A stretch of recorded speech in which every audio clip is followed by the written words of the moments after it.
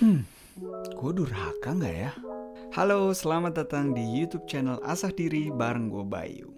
Di video ini gue pengen ngajak lo buat mikir bareng tentang satu tema yang udah lama banget pengen gue dalemin. Temanya adalah harga yang harus dibayar buat nyenengin orang tua. Kata-kata seperti kita harus menghormati orang tua, kita harus balas budi ke orang tua, udah sering banget kita dengar dari waktu kita kecil. Hal tersebut lekat dengan kepercayaan kita dan juga kultur kita. Sehingga nggak jarang di luar sana, banyak orang yang mengutamakan kebahagiaan orang tuanya di atas kebahagiaannya sendiri. Buat memperjelas pikiran gue bakalan ngasih satu skenario ya. Siapa namanya ya? Melati. Sebut saja Melati. Oke, setelah selesai sekolah, Melati mengambil jurusan kuliah yang orang tuanya suruh diambil. Meskipun dia sebenarnya tahu bahwa dia tuh nggak pengen kuliah jurusan ini. Dan dengan segala usaha dan perjuangannya, Melati berhasil lulus dengan nilai yang baik. Dan dia sendiri juga ngerasa bangga karena dia udah bisa ngebanggain dan bikin orang tuanya happy.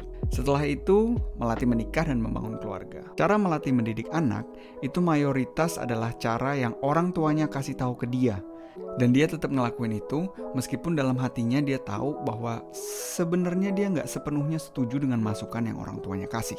Nah, di dalam skenario ini, sadar atau nggak sadar, Melati itu punya ketidakpuasan di dalam dirinya, punya kekesalan di dalam dirinya, punya luka yang disimpan di dalam dirinya aja. Kalau luka ini tidak diobati, maka luka ini akan menjadi luka generasi. Apa artinya? Melati akan terus menjalani hidupnya, membangun keluarga, mendidik anak, menjalani peran-peran di dalam hidupnya di dunia kerja, perannya sebagai pasangan, sebagai ibu, dengan membawa si luka di dalam hatinya itu. Jadi pertanyaannya adalah, gimana caranya buat memecahkan rantai luka generasi ini? Karena kalau kita tilik balik lagi, at least dari poin dimana dia selesai sekolah ya, dan dia menjadi orang dewasa, harus mengambil keputusannya sendiri untuk menjalani kuliah dan kawan-kawan lainnya. Maksud dari si Melati itu sebenarnya baik. Dia ingin membahagiakan dan menghormati orang tuanya dengan nurut kepada orang tuanya. Dia bahkan rela untuk mengesampingkan kebahagiaan dirinya sendiri. Disinilah ada sesuatu yang ngeganjel di hati gue. Apakah menghormati orang tua itu berarti melakukan apa yang mereka suruh kita lakukan? Apa arti dan definisi dari menghormati orang tua itu sendiri? Apakah semua yang keluar dari mulut mereka adalah kebenaran yang absolut? Nah, di sini ada beberapa ide yang gue punya yang pengen gue share yang mungkin bisa membantu untuk memecahkan luka generasi ini. Yang pertama, menurut gue sangat krusial, sangat penting buat menyadari bahwa orang tua kita itu adalah manusia juga. Berarti orang tua kita juga dulu dididik oleh orang tuanya. Orang tua kita juga punya masa lalunya. Orang tua juga punya luka-luka dan trauma-trauma yang dibawa olehnya. Tentunya bukan hanya luka dan trauma, banyak juga hal-hal baik yang mereka dapat dari orang tuanya yang juga diberikan kepada kita. Begitu kita bisa menerima kenyataan bahwa mereka juga manusia, kita tidak lagi dibutakan dengan kepercayaan bahwa semua yang mereka lakukan, semua yang mereka katakan adalah kebenaran yang absolut. Kita nggak lagi dibutakan oleh kepercayaan dan kultur yang mengatakan bahwa semua yang orang tua lakukan itu benar dan menyeakan-akan bahwa orang tua itu selalu lebih tahu daripada anaknya. Selanjutnya yang harus kita ngerti juga adalah apapun yang mereka berikan kepada kita adalah hal yang terbaik yang bisa mereka berikan kepada kita. Kalau kita sebagai anak tapi ngerasa bahwa itu nggak cocok dengan kita, ya itu juga nggak apa-apa. Tapi kita harus tahu, mereka memberikan yang terbaik yang bisa mereka berikan. Dengan begitu, tidak ada ruang untuk dendam. Seakan-akan orang tua ingin secara sadar mensabotase hidup anaknya.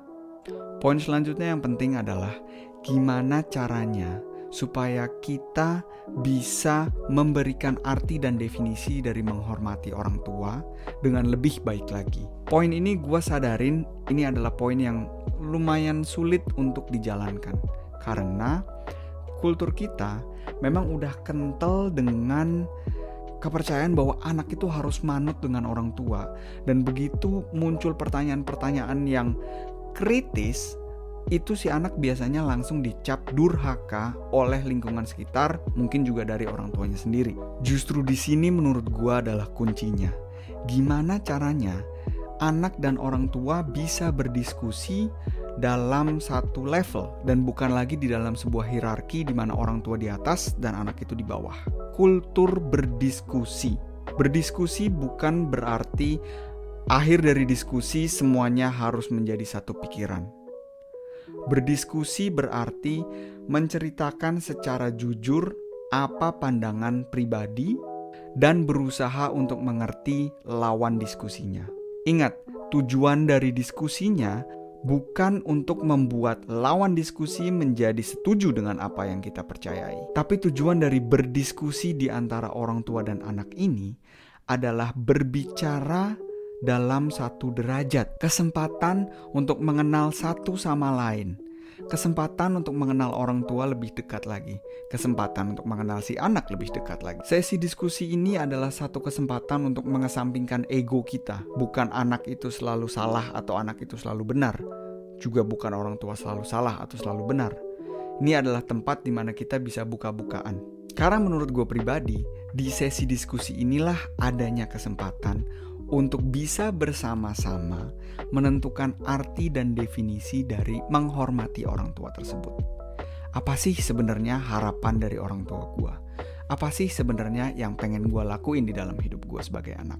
Nah, pertanyaan gue buat lo adalah, menurut lo mungkin gak sih buat ngelakuin hal ini? Apa hambatan yang mungkin ada untuk bisa membangun sebuah hubungan yang horizontal daripada vertikal dengan orang tua kita? Lo bisa share pendapat lo di kolom komentar. And thank you banget udah mikir bareng gua.